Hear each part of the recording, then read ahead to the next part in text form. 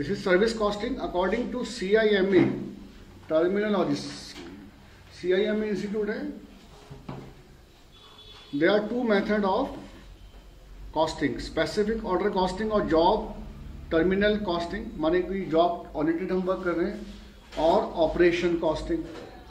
Operation costing consists of the costing method applicable where the standardized goods or services are produced. जैसे अभी हमने last time contract costing किया था, तो वो जॉब कॉस्टिंग की टाइप है.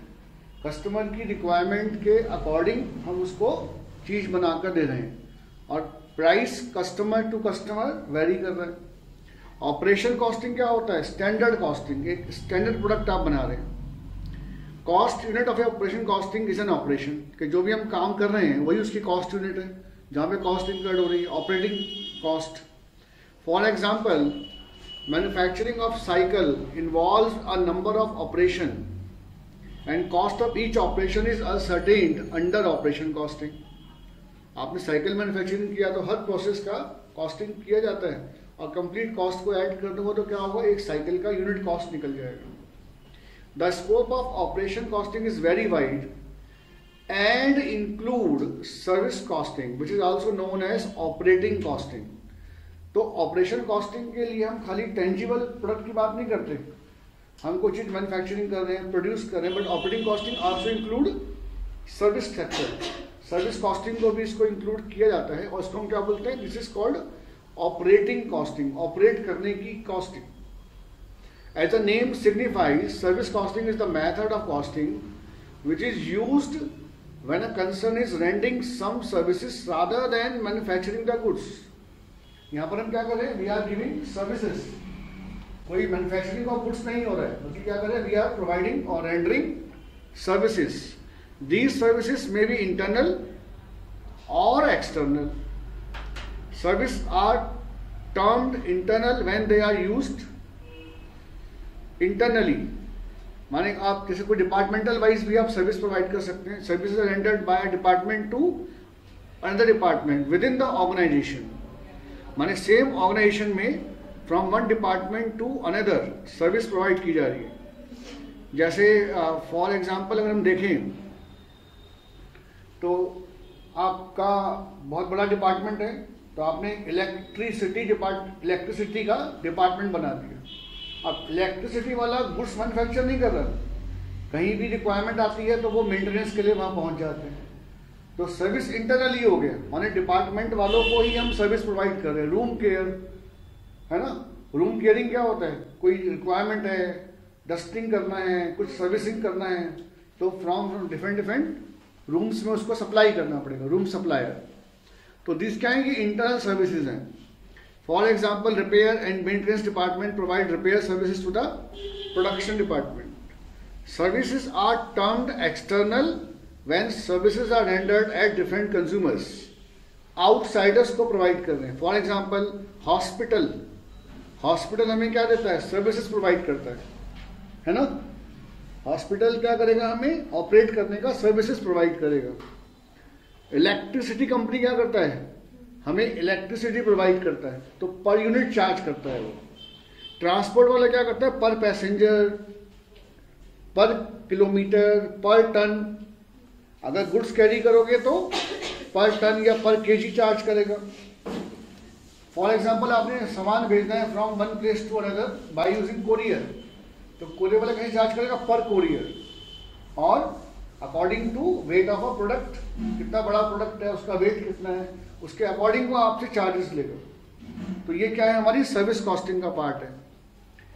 Firm providing external services are called service undertakings. जो फर्म्स एक्सटर्नल सर्विसेज दे रही हैं, क्या बोलते हैं इनको? Service undertaking, service providers. Definition service costing का according to CIMA, service costing is that form of operation costing which applies where standardized service are rendered either by an undertaking or by a service cost center within an undertaking. ठीक है, हम standardise service provide कर रहे हैं, सबको हम same charge कर रहे हैं, माने स्पेसिफिक सर्विस ना देकर क्या कर रहे हैं, we are providing standardised servicing. Service costing is a method of costing applied to determine the cost of rendering services by service undertaking. Service costing में हम क्या करते हैं कि भाई हम कैसे पर यूनिट की कॉस्ट को मेजरमेंट करें. The purpose of service costing is to ascertain the cost of providing a service. The unit of cost is a service rendering service. The unit of cost is a service rendered. अब unit of cost क्या है, जैसे मैं बोलता हूँ transport चल रहा है, तो यूनिट क्या मानेंगे उसके अंदर, पर किलोमीटर, पर पैसेंजर. आपने गुड्स सेल करना है तो क्या मानेंगे, पर टन और पर किलोमीटर. ये भी हो सकता है. आपने metro from one place to another run करता है तो वहां दो जगह कॉस्ट इनकर्ड हो रहा है, पर पैसेंजर भी हो रहा है और also depend on number of kilometre.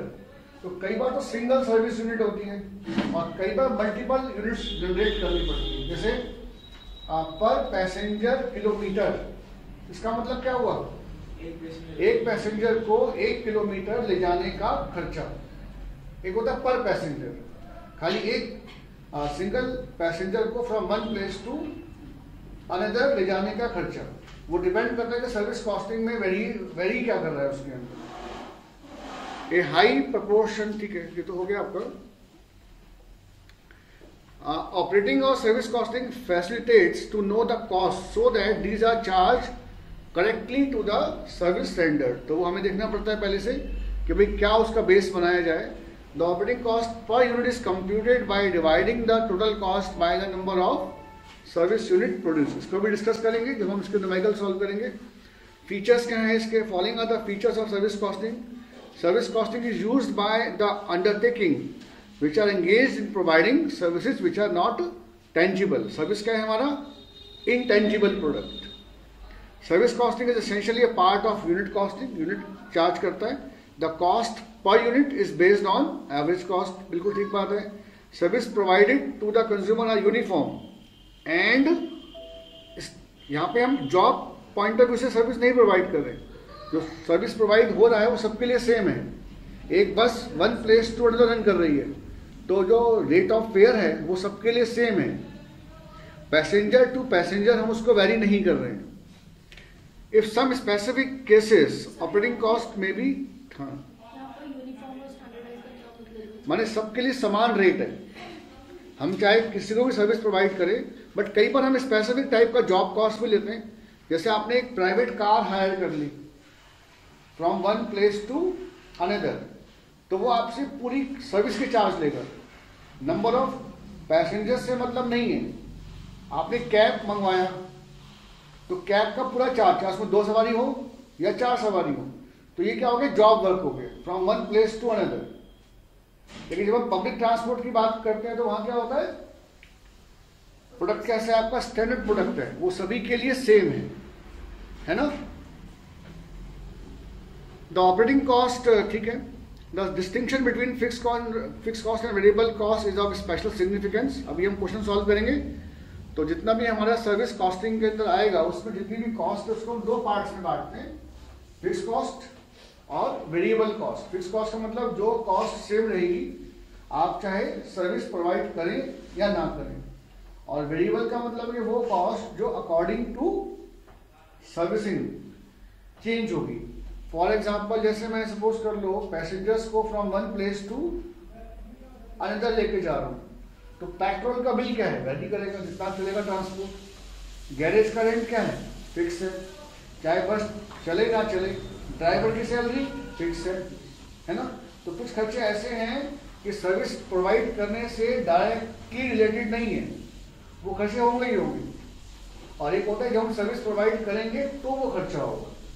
तो जो खर्चा according to service providing change हो रहा है दिस इज वेरिएबल, और जो सेम रहेगा this is fix. A high proportion of cost of service undertaking are fix in nature. Mostly fix ज्यादा होता है. Cost of running a bus is not affected by the number of passengers. Bus चल रही है तो बस में चाहे 2 पैसेंजर बैठे हो या 50 बैठे हो, कॉस्ट ऑफ रनिंग अ बस क्या है, सेम है. Generally a composite unit is adopted, जैसे पर पैसेंजर किलोमीटर, माने एक पैसेंजर को 1 किलोमीटर ले जाने का खर्चा, पर टन किलोमीटर, 1 टन प्रोडक्ट को 1 किलोमीटर ले जाने का रेट, पर्सन पर बेड, जैसे हॉस्पिटल में क्या होता है, बेड वाइज चार्ज होता है, पर्सन पर बेड। होटल में जाएंगे तो रूम चार्जेस होगा, ठीक है, वो डिपेंड करता है कि उसका यूनिट क्या है। Distinction between service costing and single output costing. Single output में हम क्या करते हैं, प्रोडक्ट मैन्युफैक्चरिंग कर रहे हैं स्टैंडर्ड नेचर का, और सर्विस कॉस्टिंग में क्या हो रहा है, we are not manufacturing a product बल्कि we are providing services. This is an intangible product. Service costing में और ऑपरेटिंग में सिंगल आउटपुट में डिफरेंस क्या हो गया, सर्विस कॉस्टिंग में इंटेंजिबल प्रोडक्ट है, मटेरियल मिसिंग है, जबकि ऑपरेटिंग कॉस्टिंग में मटेरियल भी होगा, लेबर भी होगा, ओवरहेड भी होगा। सर्विस में लेबर एंड ओवरहेड तो होगा लेकिन मटेरियल नहीं होगा normally. Cost unit, generally multiple cost unit is adopted, जबकि सिंगल यूनिट आउटपुट में simple cost unit is applied. जैसे मैं कोई प्रोडक्ट बनाता हूं तो मैं क्या निकालता हूं, cost per product, cost per unit manufactured. लेकिन सर्विस कॉस्टिंग में हम मल्टीपल यूनिट्स भी चार्ज करते हैं, जैसे टन किलोमीटर, टन के अकॉर्डिंग भी वेरी कर रहे हैं और किलोमीटर के अकॉर्डिंग भी वेरी कर रहे हैं। तो सर्विस कॉस्टिंग में we can use multiple units. Costing procedure, the procedure for recording various cost will vary according to nature of service. The procedure for recording various costs will be similar for all manufacturing companies. Normally operating costing, single output costing के अंदर हम prepare करते हैं process costing, cost sheet, तो normally वो हर manufacturing company के लिए same रहता है। लेकिन सर्विस सेक्टर में ऐसा नहीं होता, टाइप ऑफ सर्विस के ऊपर डिपेंड करता है कि सर्विस का नेचर क्या है, उसके अकॉर्डिंग जो मेथड ऑफ कैलकुलेशन है वो थोड़ा बहुत वेरी करता है। Basis of analysis, cost are analysed into fixed and variable, जैसे अभी ऊपर हमने डिस्कस किया। सर्विस कॉस्टिंग में क्या होता है, 2 एलिमेंट लेके चलते हैं, फिक्स कॉस्ट और वेरिएबल कॉस्ट, जबकि उसमें क्या होता है, सिंगल आउटपुट में prime cost, factory cost, cost of production, ये सारे पार्ट्स लिए जाते हैं। Direct material, the cost of direct material has a lower proportion of the total cost और ऑलमोस्ट इक्वल टू निल। हम डायरेक्ट कुछ मटेरियल प्रोवाइड नहीं कर रहे हैं सर्विस के लिए, जबकि जो आपका यूनिट कॉस्टिंग मेथड होता है उसमें जो मेन प्रोडक्ट है उसका जो रॉ मटेरियल कॉस्ट है वो एक मेजर पार्ट प्ले करता है। मैंने मोबाइल मैन्युफैक्चर करना है तो मोबाइल पे रॉ मटेरियल लगता है प्रॉपर। अब मैं सर्विस प्रोवाइड करूँ तो I am not selling a raw material, जो भी मैंने स्ट्रक्चर क्रिएट किया है सर्विस प्रोवाइड करने के लिए वो फिक्स नेचर का है, वो वहीं की वहीं रहेगा। तो डायरेक्ट मटेरियल का पोर्शन सर्विस कॉस्टिंग में ऑलमोस्ट निल और equal to very lower proportion, जबकि सिंगल और यूनिट कॉस्टिंग में material plays an important part, उसका प्रोपोर्शन काफ़ी ज़्यादा होता है। नॉर्मली किस किस सेक्टर में सर्विस कॉस्टिंग का हम यूज़ करते हैं, तो जैसे हम डिस्कस कर चुके हैं ऑलरेडी, लाइक एजुकेशनल इंस्टीट्यूशंस पर स्टूडेंट चार्ज किया जाता है। आप स्कूल जाते हैं, कॉलेज जाते हैं तो पर स्टूडेंट फीस होता है। होटल्स पर रूम चार्जेस, कैंटीन पर पर्सन सर्विसिंग चार्जेस, हॉस्पिटल पर bed charges, power consumption per unit charges, water supply unit charges, boiler house जहाँ पर रूम टेम्परेचर ऐसा कुछ होता है मेरे ख्याल से इसमें, रोड मेंटेनेंस पर व्हीकल, कितने how many vehicles are travelled on this road, उसके अकॉर्डिंग हम उसकी रोड मेंटेनेंस। आप टॉल टैक्स देते हैं ना, तो टॉल टैक्स में क्या होता है, वो टॉल ब्रिज का मेंटेनेंस चार्ज आपसे ले रहा है, तो वही देखता है कि भाई कितना कलेक्शन आया। अगर मेरे को टॉल ब्रिज को मेंटेन करने में इतना पैसा खर्च होता है, so how many vehicles are travelled on this road in a month, in a year, उसके अकॉर्डिंग वो आपसे टॉल टैक्स चार्ज करेगा। तो according to consultancy firms per client, transport undertaking, goods transport का भी हो सकता है, अगर ट्रांसपोर्ट का होगा तो पर टन किलोमीटर, और पैसेंजर का होगा तो पर पैसेंजर किलोमीटर। तो वो डिपेंड करता है कि आपको कौन सी इंडस्ट्री है, तो उसका वे ऑफ सर्विस जो है वो अलग अलग होगा।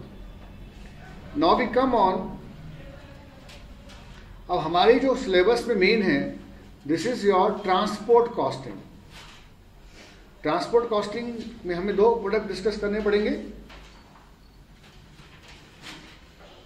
ट्रांसपोर्ट कॉस्टिंग में हम डिस्कस करेंगे गुड्स के लिए और एज वेल एज पैसेंजर्स के लिए। तो एग्जामिनेशन पॉइंट ऑफ व्यू से इन दोनों का सबसे ज्यादा एग्जाम में क्वेश्चन आता है ट्रांसपोर्ट कॉस्टिंग का। अब ट्रांसपोर्ट कॉस्टिंग के अंदर कुछ कॉमन आइटम्स हैं, स्टैंडिंग और फिक्स चार्जेस, रनिंग और वेरिएबल चार्जेस। तो जैसे अभी डिस्कस किया कि जो स्टैंडिंग चार्जेस है वो क्या होते हैं, इट विल रिमेन फिक्स, और वेरिएबल जो अकॉर्डिंग टू सर्विस के अकॉर्डिंग वेरी करते हैं।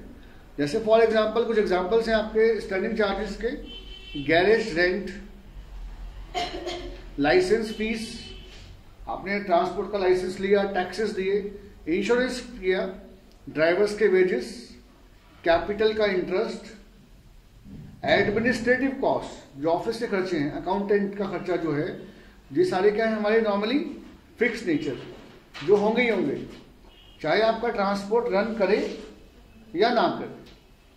वेरिएबल चार्जेस नॉर्मली कौन कौन से होते हैं, डेप्रिसिएशन ऑफ व्हीकल, जो भी आपका व्हीकल है वो उसका जितना ज़्यादा चलेगा उतना ज़्यादा वो डेप्रिशिएट होगा। Repair also vary according to running cost. यहाँ पर रिपेयर हम क्या मान रहे हैं कि हम जैसे जितना किलोमीटर चलेगा उतना ज़्यादा आपको रिपेयर वर्क करना पड़ेगा। पेट्रोल, डीजल अकॉर्डिंग, ये भी वेरी करेगा according to running of vehicle, running of transport. Tyres and tubes also depend on running of transport. अब इसमें दो टाइप की यूनिट हैं, simple cost unit as well as composite cost unit. Simple cost it covers only one element, for example per kilometre. हम क्या charge कर रहे हैं इसमें, पर kilometre, per passenger, per ton. This is simple cost unit. A simple cost unit is not useful in general for decision making. अगर आपका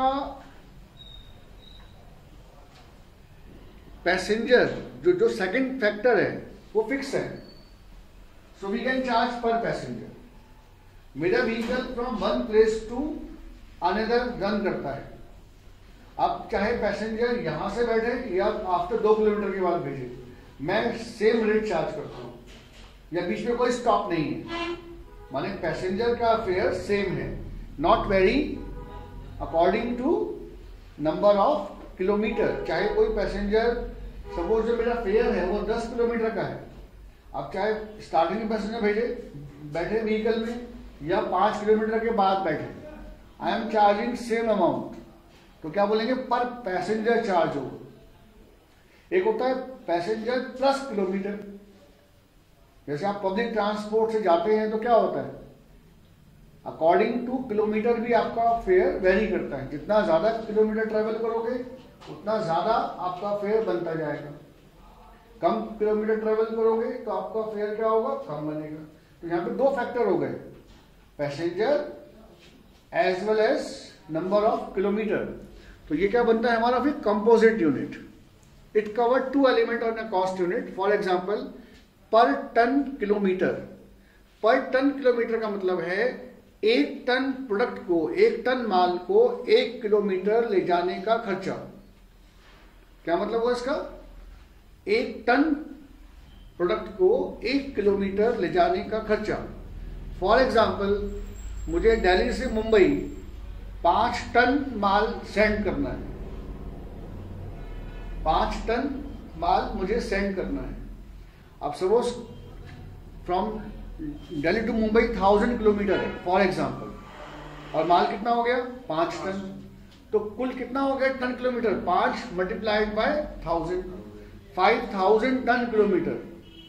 अब ट्रांसपोर्ट वाला बोलता है कि भाई हम ऐसा है, हम तो 100 rupees per ton kilometre charge करते हैं, तो मेरे को जाना है 5000 टन किलोमीटर, तो कितना फेयर हो गया 50,000 रुपये।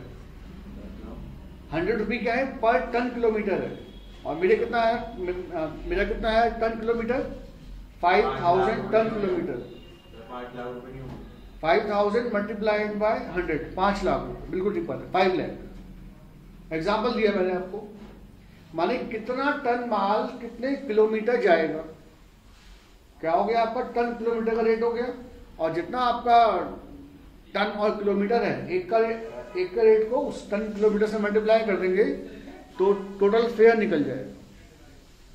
कंपोजिट किस किस बातों पे डिपेंड करता है, डिस्टेंस ट्रेवल्ड, कितना डिस्टेंस ट्रेवल्ड किया, और इफेक्टिव किलोमीटर कितने हैं, पैसेंजर का वेट कितना है, पैसेंजर कितना है, वेट कितना है, उसके अलावा और क्या होता है, number of vehicles, distance, number of trips, capacity, passenger days, ये सब किस पर डिपेंड करेगा, फॉर्मूले के ऊपर कि आपके पास इंफॉर्मेशन क्या है। कुछ फॉर्मूले हैं उनको आप बड़े ध्यान से देख लीजिए। दिस इज इफेक्टिव किलोमीटर, कैसे निकालेंगे, distance of one trip, distance of, मुझे ये पता लगाना है कि मेरा व्हीकल कितने किलोमीटर चलता है, तो मैं क्या करूंगा, डिस्टेंस ऑफ वन ट्रिप को मल्टीप्लाई कर दूंगा number of trips per day and multiplied by number of days operated. For example मुझे ये देखना है, मेरा कोई व्हीकल है, सपोज कर लीजिए वो एक ट्रिप में 200 किलोमीटर का ट्रैवल करता है, और एक दिन में 4 ट्रिप 4 बार ऐसे होता है, माने एक दिन में कितना ट्रैवल करता है 200 किलोमीटर, तो number distance of one trip कितना हो गया 200, और सपोज कर लीजिए एक दिन में 4 चक्कर लगाता है तो कितना हो गया 800 मल्टीप्लाइड बाय, और महीने में 25 दिन चलता है वो, तो मैं क्या बोलूंगा 200 मल्टीप्लाइड बाय 4 मल्टीप्लाइड बाय 25, तो क्या आएगा, मंथली इफेक्टिव किलोमीटर निकल जाएंगे, जितने किलोमीटर व्हीकल चला। अब अगर मुझे उसको निकालना हो किससे, effective passenger kilometre, this is the most important step. तो इफेक्टिव किलोमीटर को मल्टीप्लाई किया पहले सिटिंग कैपेसिटी से, और फिर मल्टीप्लाई किया ऑक्यूपेंसी रेट, तब जाके मेरा क्या आएगा आपका इफेक्टिव पैसेंजर्स किलोमीटर। सपोज कर लीजिए कोई व्हीकल है, उस व्हीकल के अंदर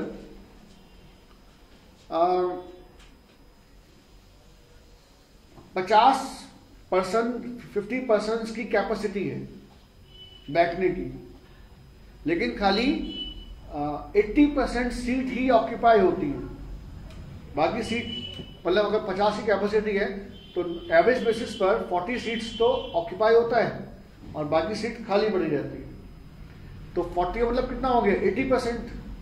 तो अगर मैं इफेक्टिव किलोमीटर को कंप्लीट सिटिंग कैपेसिटी से मल्टीप्लाई कर दूं और फिर क्या कर दूं उसका 80% कर दूं, तो क्या निकल जाएगा मेरा पैसेंजर किलोमीटर। मतलब मैंने क्या किया, पहले इफेक्टिव किलोमीटर निकाला, उस इफेक्टिव किलोमीटर को मल्टीप्लाई किससे किया, sitting capacity multiplied by occupancy rate, कि जो भी मेरा ट्रांसपोर्ट है उसमें कितना ऑक्यूपेंसी रहता है, तब जाके मेरा क्या आएगा number of effective passenger kilometre. In transport costing, composite units are preferred to simple cost unit because composite cost unit give better picture of transport undertaking. अब इसके अंदर भी दो कॉन्सेप्ट हैं, एब्सोल्यूट टन किलोमीटर और नंबर 2 कमर्शियल टन किलोमीटर। अब ये क्या होता है, एब्सोल्यूट का फॉर्मूला क्या है, absolute ton kilometre equals to distance of first trip multiplied by load plus distance of second trip multiplied by load. माने जैसे मैं कहीं गया सामान लेकर, तो उसके डिस्टेंस को मल्टीप्लाई किया कितना टन सामान में लेकर गया, वापसी में फिर दोबारा से सामान लेकर आया, तो डिस्टेंस ऑफ सेकंड ट्रिप। माने इसका बेसिक रूल क्या हो गया कि कितने किलोमीटर कितना टन या पैसेंजर लेकर आप चले। Suppose I am going from one place to another, उसका डिस्टेंस सपोज 10 किलोमीटर है और जाते समय मैं 9 टन गुड्स लेकर चला, वापसी में जब मैं वापस आया 10 किलोमीटर तो मेरे पास माल था 5 टन, तो एब्सोल्यूट कितना हो गया 10 multiplied by 9 ton plus 10 multiplied by 5 ton. जितने किलोमीटर जितने डिस्टेंस के साथ चला उस जितने किलोमीटर जितने टन और पैसेंजर के साथ चला उसको उससे रिस्पेक्टिव मल्टीप्लाई कर दें तो मेरा क्या निकल जाएगा आपका absolute ton kilometre. This is my absolute ton kilometre. Commercial में क्या होगा, we will calculate average load. क्या निकालेंगे इसका एवरेज लोड। एवरेज लोड का मतलब होता है फॉर एग्जांपल मैं 9 टन माल लेकर गया, 5 टन माल वापस लेकर आया, so I will calculate average load. Average कितना होगा 9 प्लस 5 अपॉन 2 कितना हो गया 9 plus 5 upon 2 7 multiplied by total distance कितना हो गया 20। अगर मैं इसको सॉल्व करूं तो दो आए हमारे पास। पहला absolute ton kilometre, absolute ton kilometre कैसे निकालोगे, distance first distance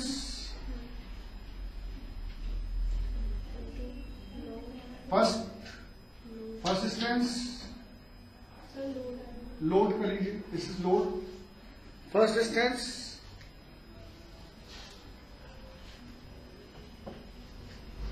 first load plus second distance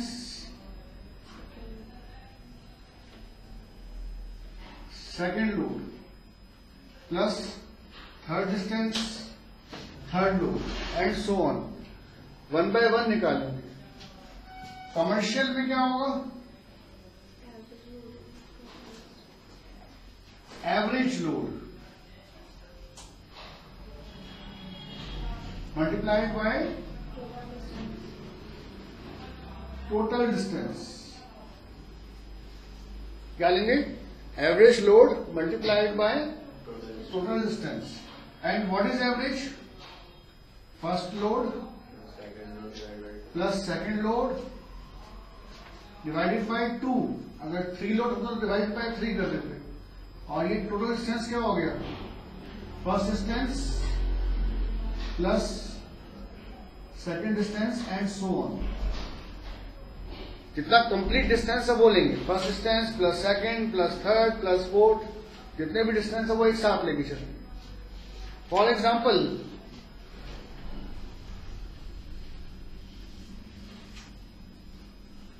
suppose कर लीजिए कोई व्हीकल है,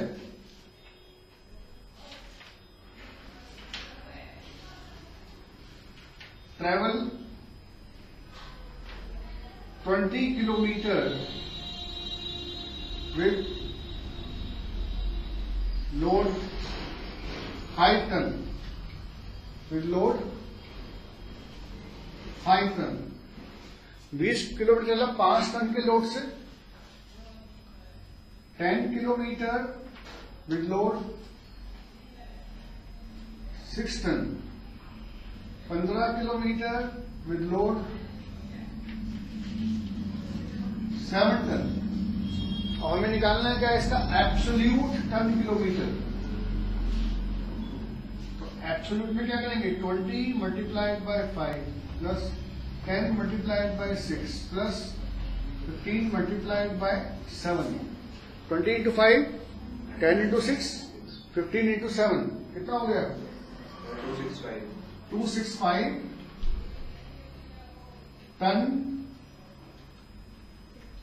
किलोमीटर। क्या बोलेंगे इसको 265 टन किलोमीटर। कमर्शियल में क्या होगा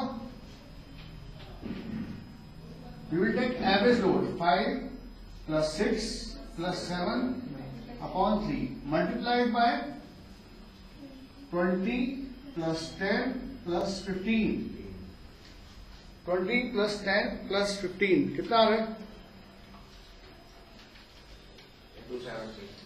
270 ओवरऑल। तो 270 कमर्शियल टन किलोमीटर। 270 क्या आ गया हमारा? Commercial tonne kilometre. Vardan transport company Faridabad runs 4 buses between 2 towns which are 50 kilometre apart. 4 बसें हैं इसके पास और डिस्टेंस कितना है इनका? 50 kilometre. The seating capacity of each bus is 50 passenger. हर बस में 50 पैसेंजर्स बैठ सकते हैं and actual passenger carried are 80% of the seating capacity. All the 4 buses run on 25 days in a month and each bus makes 1 round trip per day। जाती है और आती है, एक दिन में एक ट्रिप एक बस लगाती है। कैलकुलेट करना है पैसेंजर किलोमीटर, तो हमें पहले क्या करना पड़ेगा? नंबर ऑफ बसेस कितनी थी मल्टीप्लाइड बाय डिस्टेंस। लेकिन आप उसको बेस्ट में क्या होगा कि जो मैंने आपको तरीका बताया अभी हमने लास्ट में डिस्कस किया उसको हमें कर लेना चाहिए, अदरवाइज आपको इसमें कंफ्यूजन होगा। तो सबसे पहले हम निकालेंगे इसके effective kilometre. First of all हम क्या फाइंड करेंगे? इसके इफेक्टिव किलोमीटर। इफेक्टिव, अब जरा सोच के बताओ कितनी बसें थी? 4 बसें हैं, है ना? और एक बस 4 बसें हैं मल्टीप्लाइड, एक बस कितना चलती है एक दिन में? तो 4 बसें और एक बस चलती है आपकी 50 किलोमीटर मल्टीप्लाइड। मुझे पहले ये पता लगाना है कि चारों की चारों बसें 25 दिन में कितने किलोमीटर चली। This is my effective kilometre. 4 multiplied by 50 into 25, तो ये मेरा कितना आएगा? इक्वल टू कितना हो गया? Number of trips per day नहीं करेंगे? हाँ, number of trips per day is 1, तो इंटू 1 भी करेंगे, बिल्कुल ठीक कह रहे हैं। इंटू 1 क्या हो गया आपका? Number of trips per day. अब वो 1 है इसलिए पता नहीं चल रहा, बाकी कितना आएगा बताओ? 5000। तो 5000 this is my effective ton, effective kilometre. अब मैं क्या करूंगा? अब मैं पैसेंजर किलोमीटर निकालने के लिए, पैसेंजर किलोमीटर को फाइंड आउट करने के लिए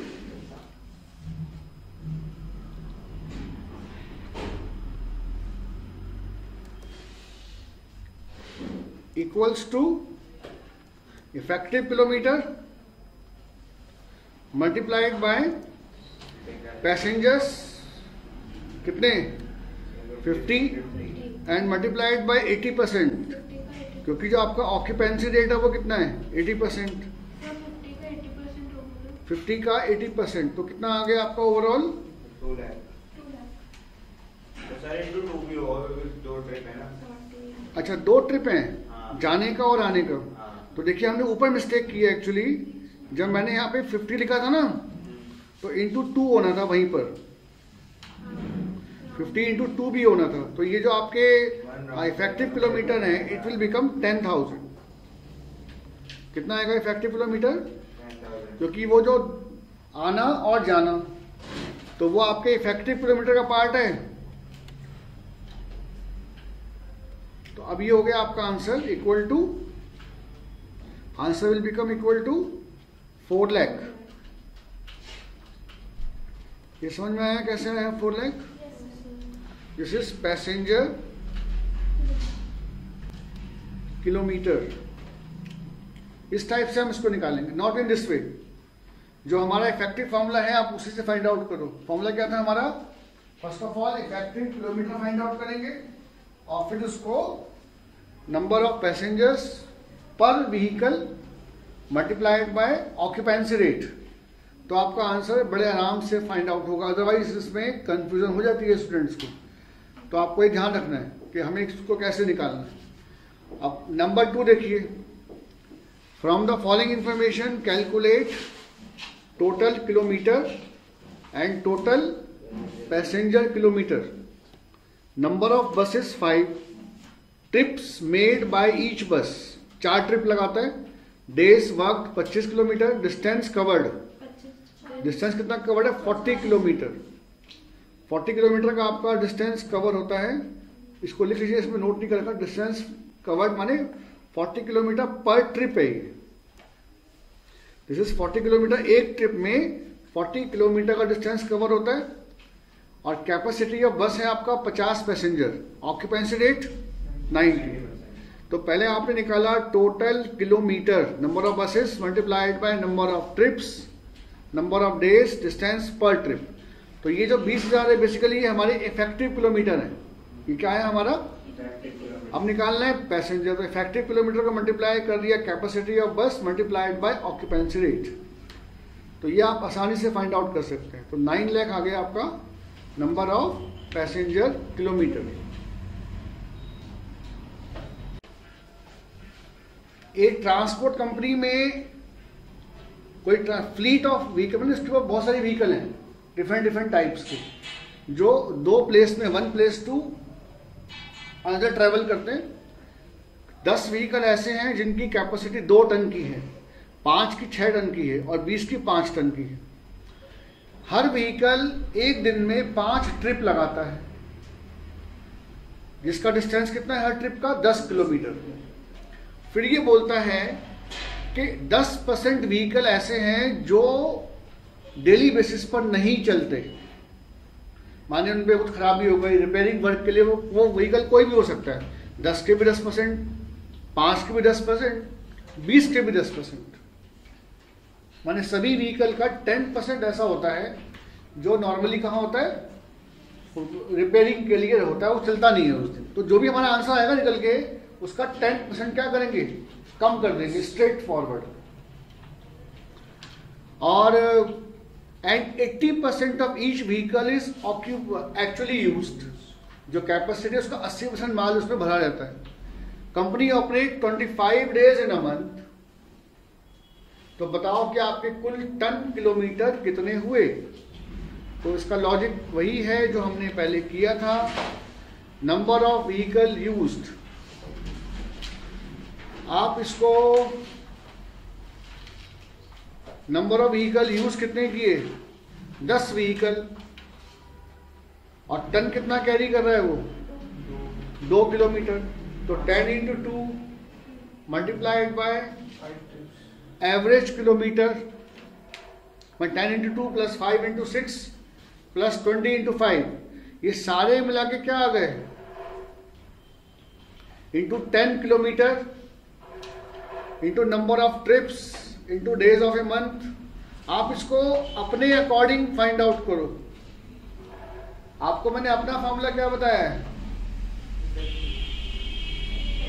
आपको मैंने अपना, लेकिन यहाँ पे दिक्कत क्या आ रही है, यहाँ पे व्हीकल का जो टन कैपेसिटी है वो अलग अलग है, पहले व्हीकल का अलग है, दूसरे व्हीकल का अलग है और तीसरे व्हीकल का अलग है।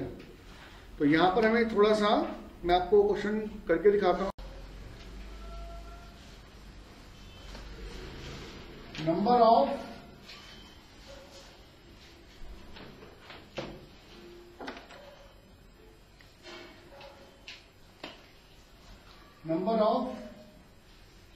व्हीकल और टन, कितने कितने व्हीकल हैं, 10 और 20, कैपेसिटी कितना है, आप व्हीकल वाइज फाइंड, आप इसका ही क्वेश्चन मानो, ये क्वेश्चन है, ये क्वेश्चन है, पहले खाली फर्स्ट व्हीकल की बात करो। ये एक व्हीकल कितना ट्रेवल करता है, माने हमें निकालना है effective kilometre, effective kilometre of vehicle 1। पहले खाली व्हीकल 1 की बात करते हैं, व्हीकल 1 के इफेक्टिव किलोमीटर बताओ कैसे निकालोगे। व्हीकल चला माने 1 किलो, ये डिस्टेंस कितना है आपका 10 किलोमीटर, 10 किलोमीटर का डिस्टेंस है, 5 ट्रिप लगता है, तो एक दिन में 10 किलोमीटर चले, 5 ट्रिप चले, और दिन कितने हैं 25।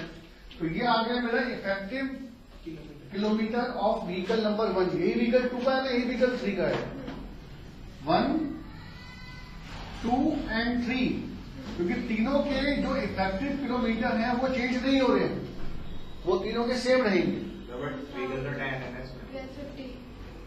हाँ सॉरी, बात ठीक कर रहे हैं। अगर नंबर ऑफ व्हीकल चेंज करोगे तो इफेक्टिव किलोमीटर भी चेंज होंगे, बिल्कुल ठीक बात है। तो पहले आपको 1 का ही निकालना पड़ेगा। 10 + 5, 10 × 5 × 25 कितना हो गया? हाँ 1250। अब इसका टन किलोमीटर ऑफ व्हीकल 1, तो इफेक्टिव किलोमीटर को मल्टीप्लाई कर देंगे किससे? सिटिंग नंबर ऑफ टन्स 2, इसके मल्टीप्लाई कर नंबर ऑफ टन्स 2, और ये बोलता है कि नॉर्मली कितना फिल होता है, ऑक्यूपेंसी रेट कितना है 80%, और साथ में क्या करना पड़ेगा उसका 90% और करना पड़ेगा, क्योंकि 10% let down for repair work है, तो 10% वो कम हो गया। तो कितना आता है बताइए? 1250 मल्टीप्लाइड बाई 2 मल्टीप्लाइड बाई, क्योंकि 10% रिपेयरिंग वर्क के लिए व्हीकल गैरेज में रहते हैं, तो वो काम नहीं कर रहे हैं, तो उतना आपका टन किलोमीटर क्या होगा, कम हो जाएगा। कितना? 1800 ton kilometre for vehicle number 1। Same procedure vehicle number 2, 10, अगर 10 नहीं है, यहाँ कितने हैं 5 व्हीकल्स हैं, बाकी थोड़ा सेम रहेगा आपको 5 ट्रिप में। ऊपर 10 नहीं होगा, 10 व्हीकल्स है, ये 10 किलोमीटर क्या था, व्हीकल नहीं थे। अच्छा इंटू 10 नहीं किया था हमने, तो ये इंटू 10 भी होना था, तो 12,500 होकर ये 18,000 आएगा। 18,000 टन किलोमीटर व्हीकल नंबर 2। 10 × 5 × 25 तो है ही, और नंबर ऑफ व्हीकल कितने हैं इसके 5। ये 5 क्या है आपका नंबर ऑफ व्हीकल, कितना हो गया 6250 kilometre. Now again 6250 multiplied by 6 ton into 80% into 90%, 27,000 ton kilometer. This is of vehicle number 2. 27,000 ton kilometer. This is vehicle number 2. Now we come on vehicle number 3. इसमें आएंगे vehicle number 3, same logic. 10 × 5 × 25 into 20,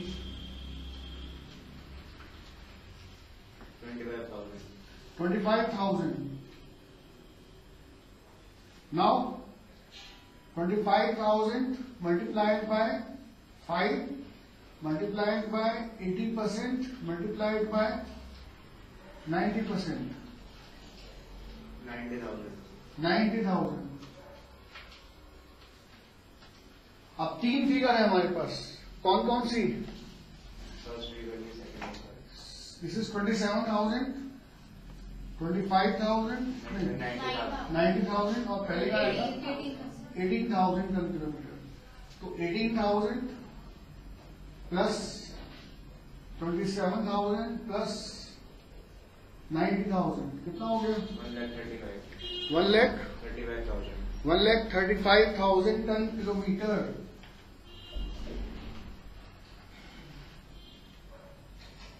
this is 1,35,000 ton kilometre. तो इस type से आप इसको find out कर